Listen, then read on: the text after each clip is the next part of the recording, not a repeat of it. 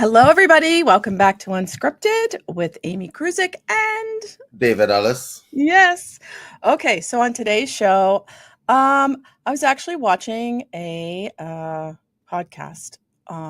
This guy was interviewing a monk, and I thought they talked about meditation, and I thought, oh, I know a guy who was raised, you were raised in a TM center, Transcendental Meditation. But I kind of wanted to deep dive because I thought his points, have you ever met a monk before? Yes, several. Yes, several. Okay, so then, they're just so I just loved him. And what was good about it was that he talked about, his just normal everyday things that we people don't think that they would ever do. Does that make sense? Like his, let's say good and bad, but he talked about his bad stuff. And it was like, wow. You mean he was honest? Yes, he was honest. He was honest with who he was and that he still struggles, even though he's a monk. Yeah. Yeah. So, I thought, is David part monk? I don't know. Is David part monk? But he started off with talking about purpose. And I'm just reading some of the notes. And this state of pursuit that we're always in, this dopamine effect that there's always something that we need to be doing and need to be doing in search of this purpose, which is a misguided pursuit, is what he said. So that's how he said our real addiction, our deepest addiction is our thoughts. That's correct. Yeah, the root of it. And so when a thought comes into your mind, you jump on it.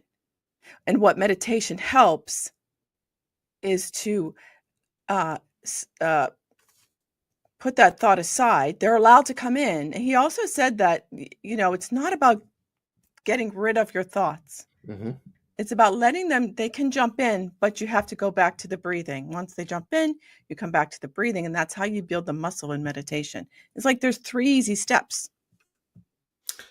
Well, there's a lot of stuff that I could break down for you here. Yes. Okay. There are a lot of misconceptions about meditation. Yeah. And I want to clear them up. So, meditation is not something that is difficult. Your natural state is meditation. The state that most people live in is an unnatural state. Yes. And I say that in earnest, because if you're thinking that your natural state is to have tension in your scalp, in your brain stem, in the middle of your head, brain fog and all those things, and you consider that natural, I'm here to tell you that it's not. Okay, so okay, that's the first misconception, that meditation is some artificial state. The natural state is meditation. The second misconception is that meditation is about clearing your thoughts. That's never going to happen. Your thoughts will be cleared when you die. Yes, that's what he kind of said. All right. That's the only time your thoughts are going to be cleared. It's not about clearing your thoughts either. Meditation is about organizing the thoughts in a manner which is convenient for you. Because most people are walking around with heads that are not convenient for them at all. Okay. So if you are overly visual, you're going to be visualizing things all the time. And that's your thought pattern. If you are the kind of person that needs stimulation all the time, then it's going to pop up to give you that dopamine effect that he was talking about. Yeah. What meditation does is put you in touch with the part of yourself that does not need any of those things and prioritizes it and brings it forward. Now, I think there's something to be said when people say, I'm searching for myself. Did you lose yourself? Yeah. What you meant is that you lost the ability to contact yourself inside yourself. And thoughts are the culprit. So I'm going to tell you that in the Gita, there is this um, allegory of a charioteer, and there are 5 horses that are pulling the chariot. Now, the 5 horses represent the 5 senses that you have that are running wild and leading you away. But the charioteer is the one that is supposed to be guiding the horses. And without his guidance, they will run in different directions. And that's what your thoughts are like. Ah, so we need to become the chariot You need to become the charioteer in charge in of charge. everything.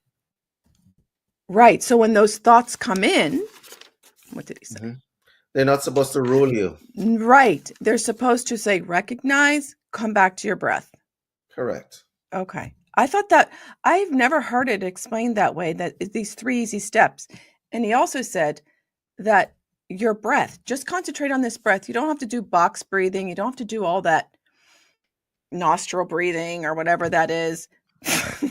The one nostril and then change it, Cross breathing. Go ahead. cross breathing. You can just use your own breath and listen to your own breath, and then your thoughts go, and then you come back to your breath. Does that make sense? Yes. Yeah. Which is another misconception that meditation is some practice that you do in the morning, like for 20 minutes and 20 minutes in the night, in the evening. No, meditation is something that you should be practicing all throughout the day in the Yes. form of mindfulness. There's such a thing as mindfulness meditation.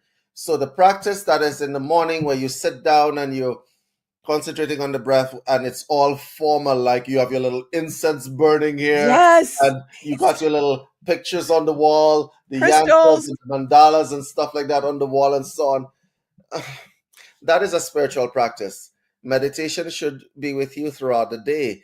So one of the Yeah. things that a very good teacher taught me very early in this meditation journey of mine was reality and all the good things in life are to be found in the small and slow places.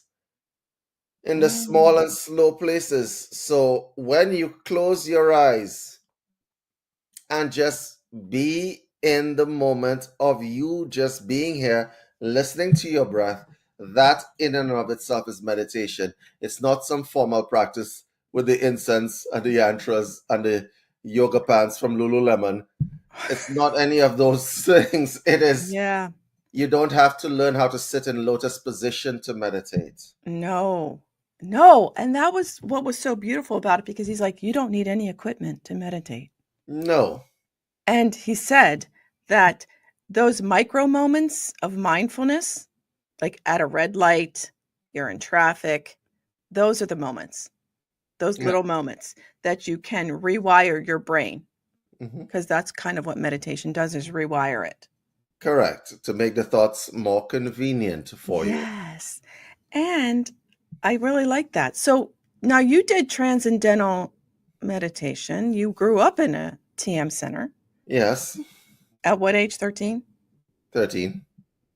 So tell us about this growing up, the good parts, the not so good parts.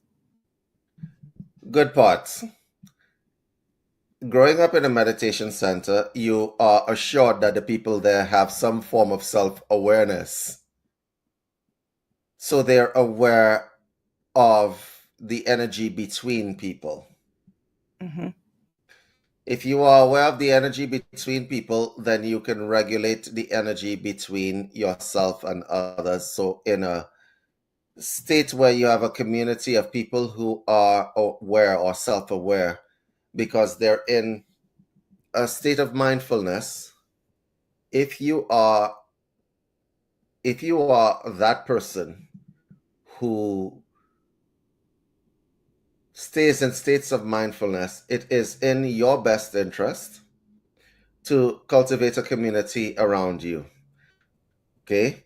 Because in that community, people choose goodness as Mm. part of their state. They choose goodness.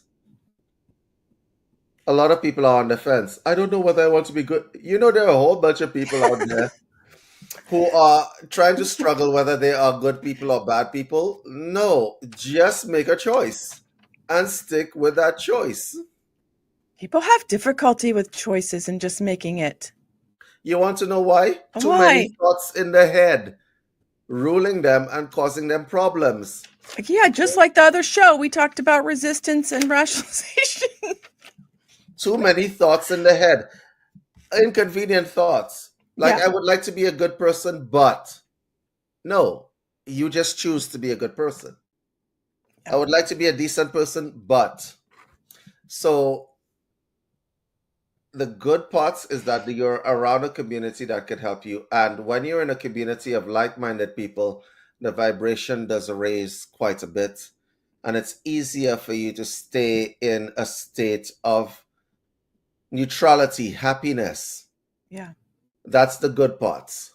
The bad parts, you eventually have to leave the TMs. Yes, I was just gonna say. You eventually have to leave the TM center. And boy, is that going to be some culture shock to you. Yeah. Because when you are in the TM center, we had rules. Like we had rules. Like we wouldn't interact with people if the vibration was off. Okay? You're having a bad day, you go, you sit down in a corner and you meditate. Yeah. Right? And the vibration of the place and the vibration of the people around you erases the bad day.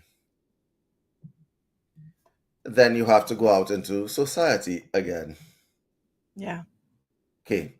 Problem, if you are really, really deep into meditation, like I was when I was younger, really, really deep into it, when you go out into society and you decide to go to, I don't know, university for the first time, the Oh culture God. shock is Oh God. massive. You don't think that you could look at people. It's like it's really animalistic the way people interact with each other a lot of the times. Most people interact with each other from a parasitical point of view. Do you realize this? Yeah. And so when you are sensitive to energy because you've been meditating for a good long while, when you interact with people, the empathy that you have developed as a result of being around like minded people, it looks like a sea or a wave of negativity that is coming at you when you're in a social circle. And I know there's a whole bunch of spiritual people out here that are going to be saying, oh, you just need to put up your psychic defense, your I, white light around you. Nonsense. It's yeah. nonsense. It's nonsense. Yeah. That's like a shock to your system. Well, yeah, it is. Absolutely. Yeah. I think that people who say stuff like this, put up your psychic defense and your Yeah. little white lights around you, they have no idea the psychic awareness that develops when you are mindful. You see things that you don't want to see. That's the bad parts. Mm-hmm. You get to see people's drives, their motivations, their insecurities, their hatreds, and all of their biases up front and center without their even having to speak. And so you don't like what you see. That's the bad parts. Yeah. So if you don't want to see people as they are, don't meditate. Oh, so how did you work with that then? When you went to university of all places to go? How did I work with that? Well, I live Yeah. alone, Amy. What do you think? Okay. No, no, no, back It back in was the day. it, Back in the day. You're young. What are you? You're in your early 20s? What was it? yeah, I wasn't even in my Yeah. 20s when I went to universities. Um, it was a bit of a culture shock. Yeah. I actually left the island that I was born in and I went to another island. And it was quite a bit of a culture shock because uh, people were, it was cool to be mean. Mm. Not something that I had ever really encountered. It was cool to be mean. And it's not like I didn't know that there were that meanness existed because, in the island that I grew up, there was a lot of meanness as well. Yeah. But it was when you have to interact with it, it's a problem. Mm-hmm. And so you learn to adjust real quick, Mm-hmm. right? The other option is to isolate. And isolation is not a good thing No. because you don't get used to anything. But Oh, yeah. so you have to now change the personality. So there are two versions of yourself: the version that interacts with society, and then there's the other version of yourself that has to see yourself in meditation morning, noon, and night. So people get the interface, and the interface is the person that's going to, make jokes with you and say, oh, use words like, I don't know, shit, as an example. And then there's the other part of you that has to deal with the spiritual aspect of the meditation that you are doing, where you see yourself and you see your own drives and motivations, and you see how society may be changing you. Oh. So, what was my question about that? Because what would happen when were you trying to fit in? Did you ever try to fit into like being like, you know, Everybody tries to fit in. There are consequences to not fitting in, and trust me, yeah, the consequences are usually severe. yeah, So the best that try to fit in, no. The reason why I say don't try, like as an example, I don't eat meat as an example, right? right, And I don't take drugs and I don't drink right, alcohol, and I was not going to bend on those things. right. Yeah, there's certain things. So you have to find little niches when you're young, as an example. First of all, I want to say, I don't think anybody who's really, really young who wants to enjoy their teenage years should start meditating. Don't do it. Don't do it. It's a trap. Okay. I think, uh, and they got me when I was really young. Yeah. And probably for your choice or someone else's choice. It was my choice, Yeah, and I needed the peace and the awareness. And yeah, so when you are in a state where you are meditating for a long time, okay, it's okay. When you're an adult, it's fine. When you're in young and so on, you have to find little niches to fit into, because you know that nobody else is meditating at 16, 17, 18, these kinds of years. yeah. They're busy doing stupid stuff with their life. They're getting drunk, they're learning about alcohol and stuff like that. Yeah.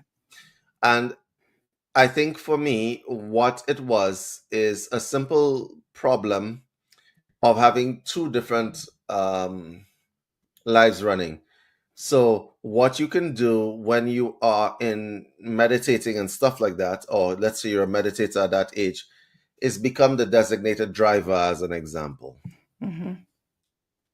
So, everybody thinks you're weird for not drinking, but you're useful because they're not dying. Okay. Yes, you're right. You know what I You used to fit into do? these little categories.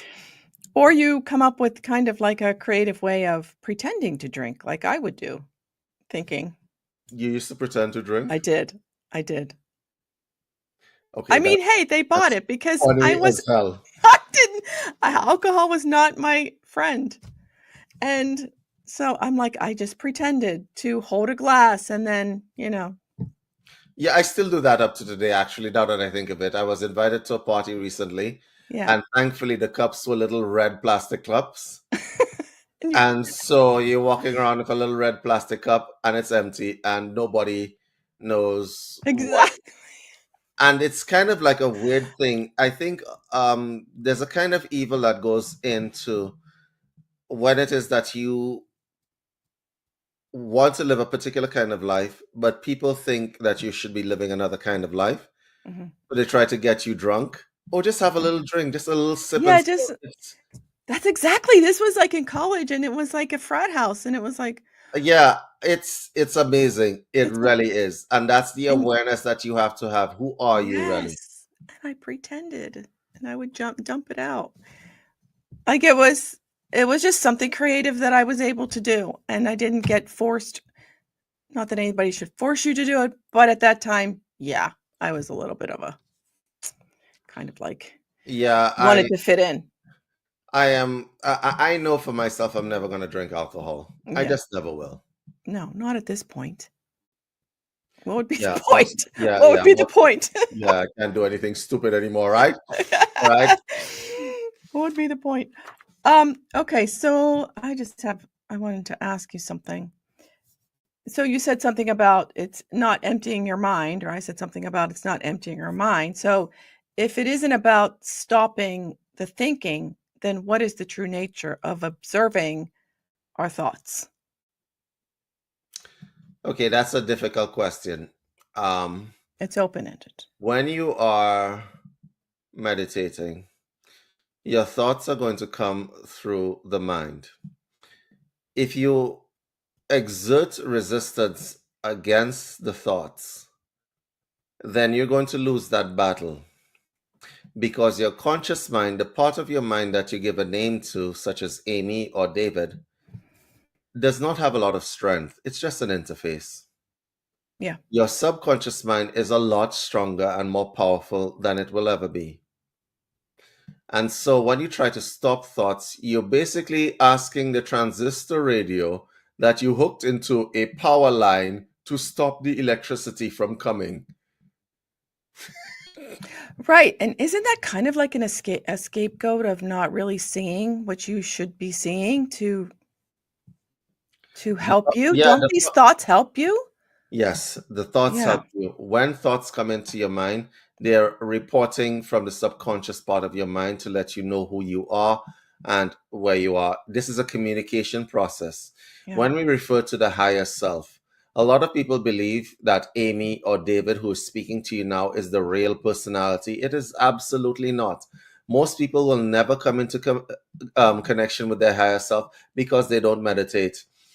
Yeah. They usually come into connection with their higher self when they end up in comas or they get knocked out for whatever reason. Yeah. But most people will not come into connection with their higher self. That is not the real you. Absolutely, it is not. No. The real you is not the person that is talking when it is, or the person who's listening to this broadcast. It absolutely is not. Right. And, you tell people this and they're like, okay, sounds legit, but we don't have the experience. And I urge you to try to get that experience. There's a song back in the 60s by a lady who's talking about coming back to herself. I've never been to me. I can't remember who made that song. Mm. It's a very, very important song. I've been to Georgia and California and anywhere that I could run. I Ah, You I remember don't know that that song? one. I don't know that one. I Well, took a trip to Monte Carlo and whatever she showed them what she's got, and she said she's never been to her. It's a very important song because it details exactly what I'm talking about. Everybody is everything and wear a bunch of masks, but they don't know who they are inside, right? And because they can't tap into the real personality, everything they do is reactionary. The thoughts make them react. Look, so yes, go it's to a bar, in your thought pattern is I need to get drunk, hit on women or men, as the case may be, right? And act like an ass because that's what I'm supposed to do. yeah. I'm the Yeah, entertainment for tonight yeah, with my group of friends. because that's my role. That's who I am. This is a Yeah. persona. It's not who you are. Who you are, you will only discover when you start listening to all the thoughts that are being reported to you. Because the inner parts of the mind, they communicate not by telling you, yo, you're being stupid. They send you thought patterns. They send you thoughts, shapes, symbols, etc. to let you know that.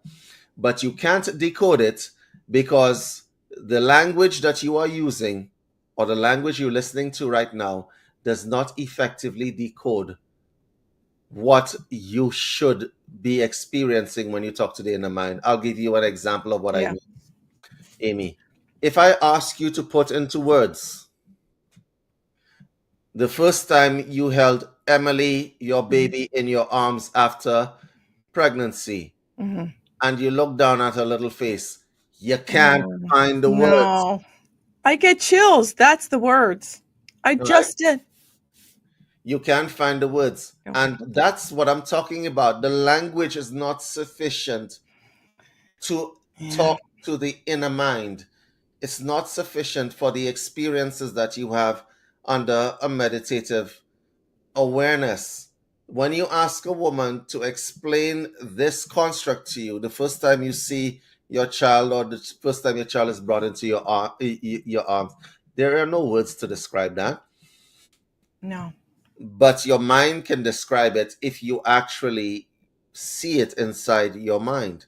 And most people don't have those experiences anymore, okay? Because their minds are so buried under a weight of garbage thoughts that are unresolved that it's like you have a table and you have a bunch of cards on the table and they're really badly arranged. Meditation takes the cards, put them into neat piles, and then you could look at the cards and put them into piles and stuff like that. A clear table is a wonderful table.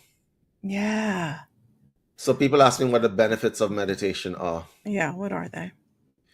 Increase physical strength, stamina Mm-hmm. for certain, because your mind is clear. So the channel between your body and your mind becomes clearer. Yeah. Right? Enhance sensitivity, which means that when you hug your loved one, you actually feel something, Yes. Yes. as Yes. opposed to, oh look, this kind of that kind of hug. Oh You yeah. actually feel something. Your Yeah. heart opens. Yeah. Um, that's a big benefit. A lot of people don't think of it as a benefit. It was a big deal. I feel something. No, you don't feel anything. What you're feeling is familiarity. You're not feeling the transmission and the reception that is being communicated, where when you hug somebody, you form a circuit with that person, you form an energetic circuit with that person. And so a lot of people tend not to experience these things. Um, Do you? Because I was just going to say what this monk said. Because he practiced it with the guy that was interviewing him, mhm, and he did it because this guy just resists meditation, and because his thoughts are always on. So he said, have an intention. Do you have an intention before you go into your meditations? And just like a basic intention. mhm. Um, there are 5 different kinds of meditation. Oh, okay. Okay.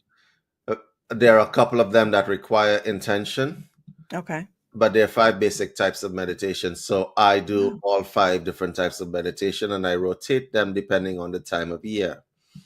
Would you like me to Oh, expand yeah. on that for you? Yes. What is this? I've never heard. There is contact. The 2 basic types are contact and control.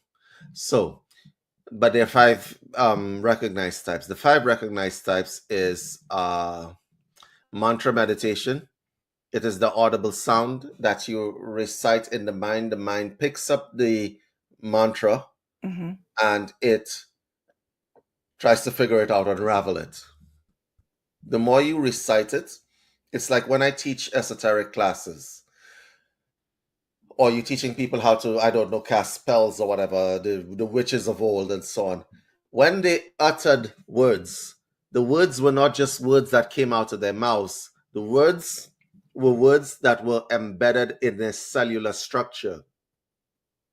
So when you said Om, the resonance, the frequency, the word Om, or whatever mantra you're using, Man is mind and Thra to float or be free. That's what it means. It becomes embedded in the cellular structure, the DNA of the individual. So when the words are uttered, those words become an utterance that is coming from the person's entire body. Yeah. Like an opera singer, it's not the mouth that is making the sound, it is the entire body, down to the Yeah. toenail, that is making that sound. Yeah. Okay, and so that's how you tell the difference between a good singer and an average singer. Yeah, Mm-hmm. the person is a songbird. That Yeah. if you've ever seen a canary sing, it's Yeah. not just a certain amount of parts of the canary. The canary is singing with everything that is the canary. It is its natural state to sing, and that sound is the natural. You, when you're doing mantra meditation, this is where you're trying to get to. So that's the first one. There is open eye meditation, right? Now, there are different kinds of open eye meditation. There's tratak, which is candle gazing, gazing. Mm-hmm. And the problem that most people have with tratak is they try to look at the candle. The point of the exercise is not to look at the flame. The point of the exercise is to see the space between you and the flame, Oh. Mm-hmm. because your awareness expands as you look at the flame because you are focused. And now you can see the space between you and that thing. Everybody would like to be clairvoyant, etc. I'm here to tell you, you can become clairvoyant in 5 minutes. Mm-hmm. You can become clairvoyant in 5 minutes. You don't need to become this big, I need to go to classes and find myself a master and then I'll be psychic just like that. No, you can see No. auras in 5 minutes. Yeah. Okay. And I'm going to bet anybody that I can teach them how to become clairvoyant in 5 minutes free of charge. It's very simple. Okay. Once you understand Tratak and letting go of the mind, you're going to be able to see everything that you need to see, right? All those nice, fanciful, psychic things that people talk about, right? Oh, I'm different from you because I'm psychic and you're not. No, Everybody is, really. everybody has that ability and they can access it within 5 minutes. This is nonsense when people start to talk about, oh, I don't I don't think I can. Like I have to go to, I'm not Yeah. clean enough or whatever else. Listen, you can become psychic in 5 minutes. Yeah. Okay. So Tratak is gazing. Okay. Then there is third eye meditation, which is the esoteric meditation done by witches and magicians and so on. So, third eye meditation is really a meditation that is, well, basically, you close your eyes, you could just put a little dot in your head and you look up through the third eye. The intention is to open it. Okay. Now, a lot of people say, oh, you have to practice for years. And no, no, no, that'll be done in 10 minutes. I hate this nonsense. If you can't do it in 10 minutes, get yourself a Lucia light, sit underneath it. Yeah, it's going to open. Yeah. Okay. All right. All this third eye stuff, and people, this is the problem with esoteric practice, whether it be yoga, whatever else. They always try to make it sound so mystical, so difficult. Yeah. No. It's not difficult, it's not mystical. If you do third eye meditation, the point of the third eye meditation is that you can become a transmitter and you can transmit energy a lot more expansive than you would normally. Okay? So I'll give you an example, a working example of what I mean. You can go into a bar. Okay? There's this gorgeous man on the other side of the bar, right? You want to make energetic contact with him, right? And you're a woman, right? And so all you could do is spit out a little bit of energy about this much. He ain't hearing you. Yeah. Okay? Yeah. Yeah. Telling your girlfriend, wow, yeah, I'd really like to go Right? over and meet him. He's not hearing you. Right? You are supposed to be able to transmit intentionality far. Okay? Very, very far. The Aboriginals in Australia can do it. Why can't you? Yeah. How do you think that these tribes interact with each other? The Aboriginals in Australia can do it. Your dog can do it. Mm-hmm. Your household dog Mm-hmm. knows when you are transmitting and it can pick it up. Okay? Yeah. I All think right. So I, let me ask you a question. Why can't you do it? With the higher mind that you have and you build cities and you make Nikes and all that stuff. Why can't you do it? You want to know why you can do it? Because you don't believe that you can. mm-hmm. And so when you want to transmit a parabola, right, which is the technical term for it, right, to someone, you can throw the intentionality through the air. but you're not going to be able to, because you know what? That generator up here is shut down. Why is it shut down? Because you have too many thoughts clogging up the network. Yes. You ever try to place an outgoing call on a cell phone back in the day, and the network is too flooded with people on Yes. the phone, and it's like, oh no, call failed, call I failed. know. This is Yeah. basically what is happening, and your network is supposed to be free of stuff. So meditate. Third eye meditation will make you the transmitter. Okay, can I Go, ask you? Oh, go let ahead. me ask you a real quick question about this third eye thing because I had a weird. Maybe you can explain it. I don't know. A couple months ago. So when I close my eyes, Mhm. it feels like they're open. I had to touch my eyes because I thought, are they open? What is that? Is that going through the third eye? Yeah, because you don't actually need your eyes in the first place. You actually I don't know. need your eyes. It Listen, was the weirdest thing though. That's the there are feeling. It people was who have gone blind and their senses increase, the hearing, and people think, oh, it's because the senses increase. That's why he's so good and he has a cane and he can. No, no, actually, it's because he has let another yeah, kind of seeing take over. That's why the blind person is aware. yeah, Okay? yeah, Another kind of sight has taken over. yeah. So he can actually map you while you're speaking. That would be third eye Yes. meditations. Bats Okay. have it. It's not just sonar, it's an imaging system. It's a throwing system. It's a dolphins, bats, Yeah. all I of was these creatures have it. It's not sound alone, it is the ability to image. yeah. And That's how they so, say you should talk to animals is through image, not through, "Oh, you're so cute." Da, da, da. You should send them images. correct. That's how you talk to them. Correct, because the animals are very good receivers of Mhm. your transmission. And Mhm. if you've ever had a pet and so on, they work by transmission. That's why certain animals don't like certain people. It's Exactly. practical. They don't like certain people because of the transmission coming off of them. And so the third eye meditation makes you the transmitter. Let me go over that again. Mantra meditation makes you the communicator with your internal self. Mhm. Okay? Because you learn how to float, right? Um, open eye meditation makes you the clairvoyant because you'll now learn how to see, Mhm. right? Third eye meditation will make you the transmitter. You need to learn how to transmit energy, because if you're going to be doing any kind, this is why it's practiced by witches and magicians, because if you're going to be doing any kind of energetic work that requires manifestation, you're not going to be able to do it without being able to transmit intentionality. You just aren't. Then there is moving meditation. Moving meditation is Tai Chi, Qigong, Oh, yeah. right? So if I ask you to just move your hand here like this, Yeah. it increases the sensitivity of everything.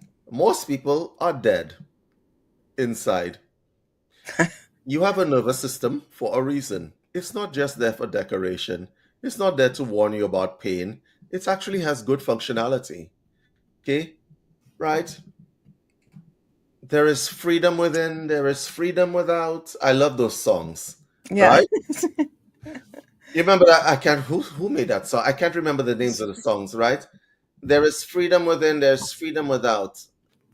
You are living in an atmosphere that you know nothing about.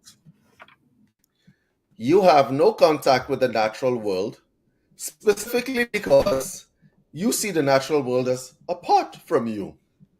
Mm. So it's kind of like you have a bacteria on your arm, and the bacteria says, oh, you know what? I am a rock. I stand alone. I don't need anything because you're a bacteria. You're feeding off of me. Damn you. Okay? This is how the earth is probably feeling about us. You are bacteria. You are part of me, but you don't have any awareness that you're part of me. The air that you're breathing is part of me. The air that's you breathing right now is part of Hmm. the earth. So when we tell people to become grounded, it's not sitting underneath a tree, hugging the tree, and smooching it. Oh my God. Okay, that's. I'm sorry. That really look. You That's can do not that if what you we mean. want, but This is not what we mean. And the problem with yeah. most of these esoteric teachers, which actually grinds me to heaven, it takes people years and years to figure it out. What we're talking about is dissolve yourself into the awareness that everything that is around you, you are part of that thing, and that thing is part of you. So what you're looking at as inanimate objects are the same as you. And it Yeah. literally is scientifically the same as you. This flask here is made up of elements that are inside of me as well. It came from the ground. It came from the ground to make this. It's not plastic, it's metal. Okay? Yeah. It came from the Yeah. ground to make this. And the same stuff that is inside here as well. You are part of everything. Everything is part of you. The awareness of that means that you are an organism that can affect your environment, and your environment can affect you. The awareness of that makes you the magician that you're asking about. Ah, yeah. Moving meditation puts you in that space. So when you move your arm, did you feel the air that you were moving through? Did you or did you not? Yeah. It's kind of funny. You put people in water and they can feel the water. You put people in the air and like, what are you talking about? I don't. You put people in water and they can feel the water. You move your hand in water, there's resistance and so on. There's resistance when you do this as well, but Yeah. you missed it. Yeah. You missed it. And so I think that a lot of people tend to overlook moving meditation, and it does not have to be some big Tai Chi Qigong practice. No, it does not. No. It's just the mindfulness of everything that you touch, the texturization of things, right? Yes. Yes. Understanding, just touching things with mindfulness, Yeah. right? Well, And go ahead. no, I just wanted to go into something else that they talked about here, and that meditation can, what meditation does is helps you to handle things better. Uh So huh. even though you're in discomfort, you're able to, and not pushing it away. That was important. Don't push it away. Don't push your discomfort away. Yes, become part of it Become because part. Yeah. yeah, and that's why I'm so against certain kinds of pharmaceuticals and opioids, specifically because they deaden people inside. Yeah. I Then should you. be able to meet you, Amy, in a supermarket somewhere and say, "Hey, Amy, hi, yeah, how's your bladder doing today? It's good. Everything's good with your bladder. How's your pancreas? Your pancreas good today?" And you should be able to answer me. How's your Yeah. pancreas doing today? Is it good? Is everything good with your pancreas? Right? We should be able to have those kinds of discussions, right? But you don't have those kinds of discussions because nobody knows what their bladder is doing and what their pancreas is doing. They only know that their bladder is doing well because it's full or it's not full. That's Yeah. all they know. So awareness Yeah. inside, awareness outside. There's freedom within, there is freedom without. The last kind of meditation is involution, a very dangerous form of meditation if you don't have a spiritual practice. And it's forbidden for a lot of reasons.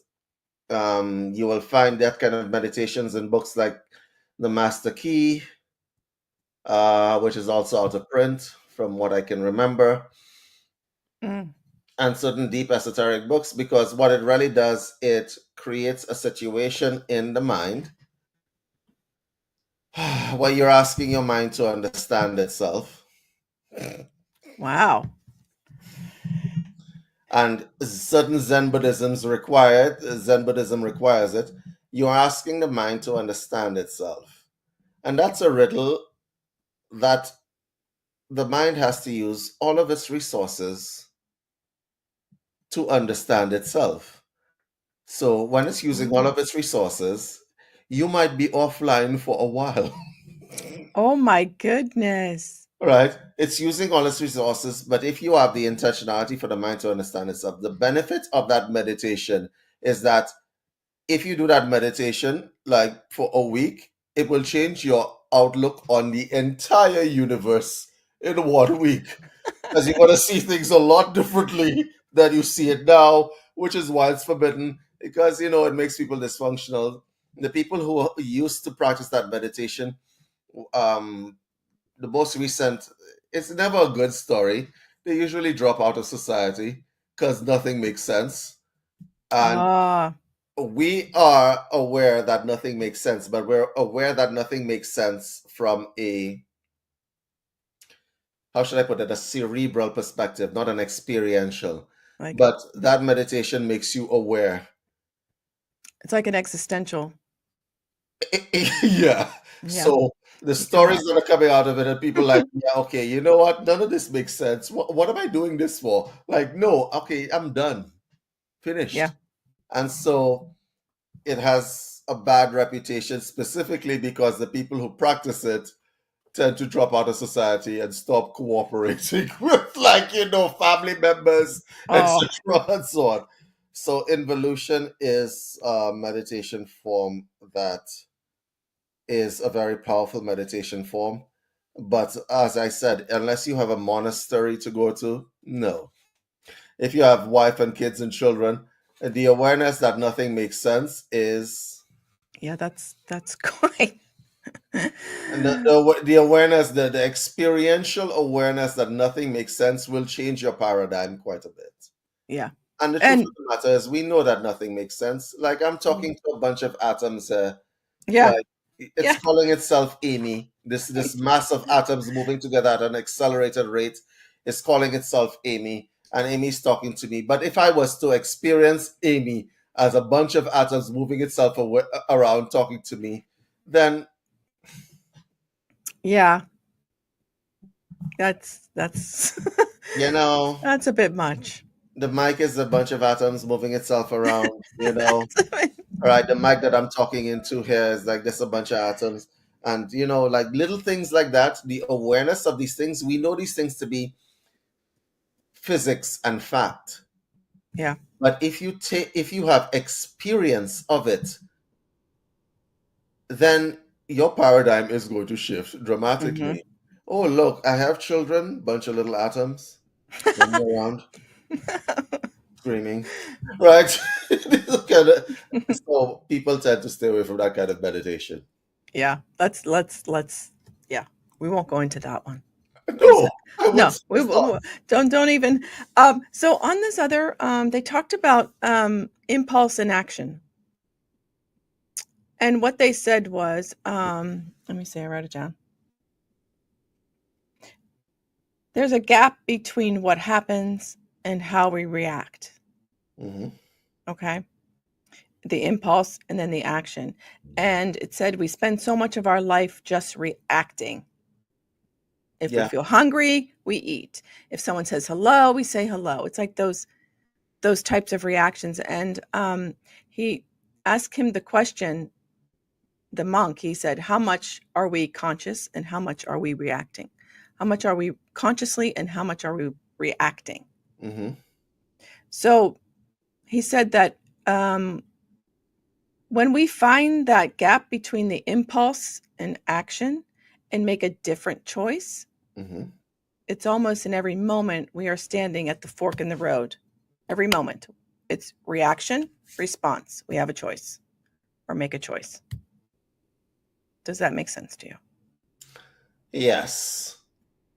We are led by these five horses of our senses Mm, from external things. Oh, look, Nikes are on sale at the store. hmm Reaction, let me go buy some. hmm Oh, look, I'm hungry. Let me go buy some. Oh, look, they're playing the Doritos commercial on TV. I have Doritos in the cupboard. Let me go eat some. Yes. And he said that, sorry, he said that. So when you meditate and you build that muscle, it helps you pause before you do that. That gap in between helps you pause before you say, oh, yeah, I can do that. I can hold back. That's the pause. I can hold back from those Doritos. I can Correct. hold back from buying those You Nikes. want to know when it comes in extremely handy? Yeah. when you're in pain in hospital. Oh, That's when it comes in extremely handy. That pause that he's talking about. yeah. What really hurts? Is it you that hurts, or is it the body that's hurting? There's a difference. Yeah. One. Pause for a moment. You're at the dentist. Yeah. The dentist is about to put this huge syringe into your mouth. What are you afraid of? You're afraid of the pain. Who's feeling the pain? Can you remove yourself away from it long enough for the dentist to do what he has to do? Hmm. Or are you just going to freak out? Yeah. Yeah. Because in the freak out moment, you are reacting. And then when you slow down, and I said it earlier on in this broadcast, the best things in life are to be found in the slow and small spaces. Yeah. It's the That's what. slow and small spaces. So the dentist puts this thing, there's only a brief moment in time when you're going to feel that pain. Yeah. But in your mind, it's a big and huge thing. And people don't understand that there's a beauty in that pause. It allows you to remove yourself from situations. And it's useful when you're about to sock somebody in the face, right? For not, I don't know, fixing your patio or something. Right? Like your husband didn't fix your patio, but just let's sock him in the face. Right? No. And that holy pause, when you stop there, you Yeah. stop for a moment and you're like, who's angry?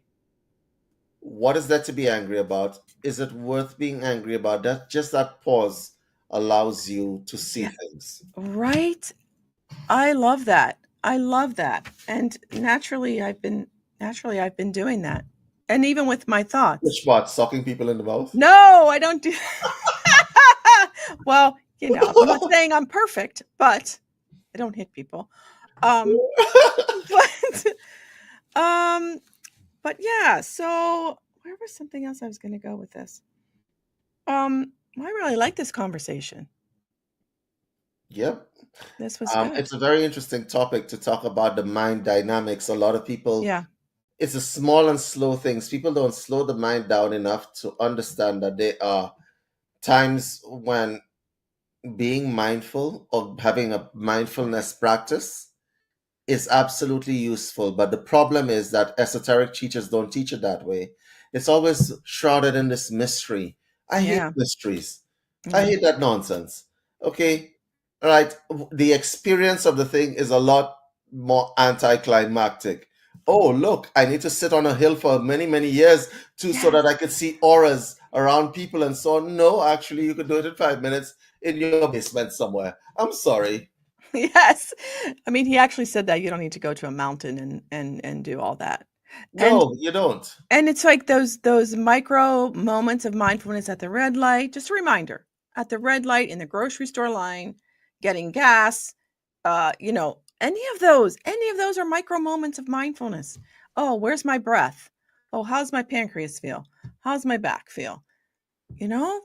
Yeah, That's part of the meditation though. That is a meditation. it's like when you go to the doctor, doctor, my back is hurting me. Where? I am not sure. I just know that it's hurting me.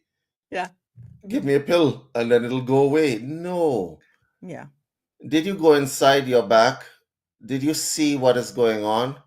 Which muscle, when you move, which way did what hurts? Did you get into that? Did you get into your bladder when it was full?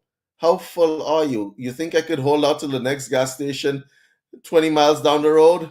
Is it healthy to hold out to 20 Yes. the next gas station? These are the kinds of things that people don't do. Question everything, correct? Everything. They don't. And No.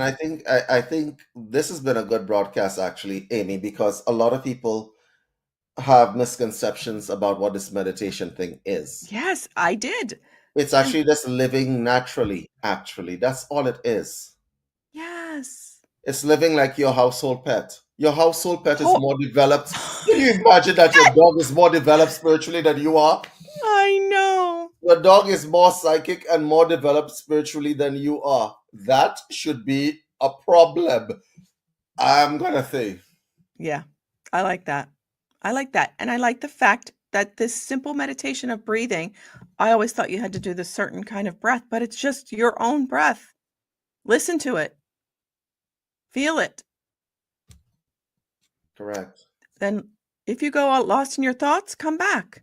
For that matter, I just realized that insects are more developed than most people are. Insects, yes. A fly can sense your intention Yes. before you even act. Yes. You can imagine an insect on your wall has more awareness than you do. No, because You're it's fool. going around with his eyes. He's got those great eyes. You are never going to swat that fly if your awareness and your connection with your mind and your body is less than that fly. Yes. Yeah, it's very simple. And know that not, it's not a one size fits all. It's you do what feels right for you or what you feel, but this was simple, but it's simple. Don't make it hard. Correct. Don't make that thing. Yeah, you don't need $25 incense, No. $40 yoga mat, Lululemon pants $110. What else is there? The incense burner. You need the incense burner. Oh, You gotta yes. buy that.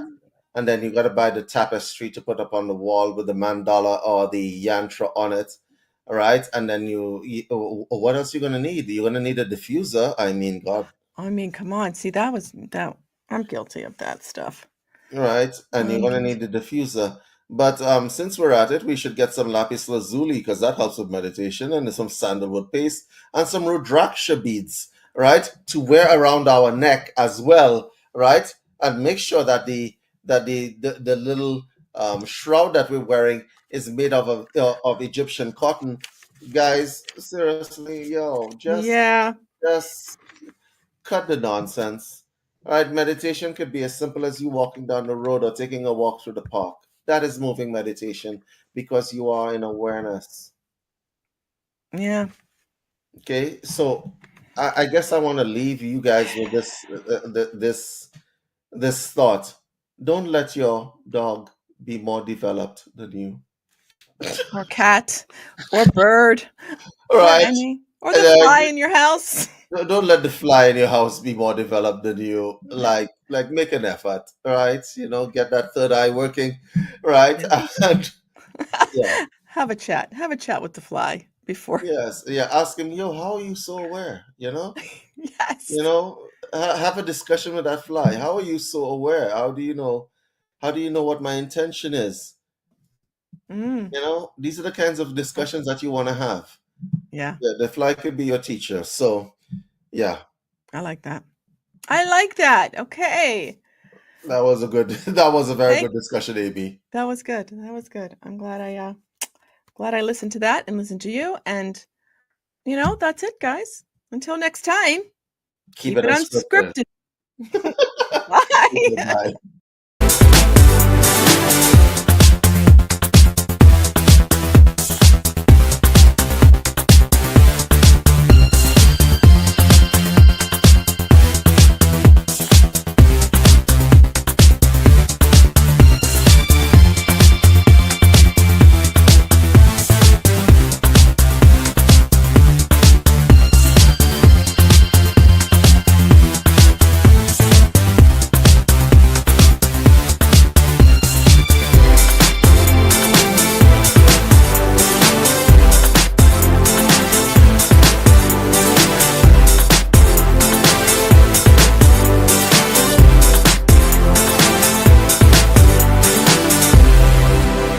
Hey guys, this is David Hurd, just letting you guys know that we've completed 2 online stores for your convenience and for your budget.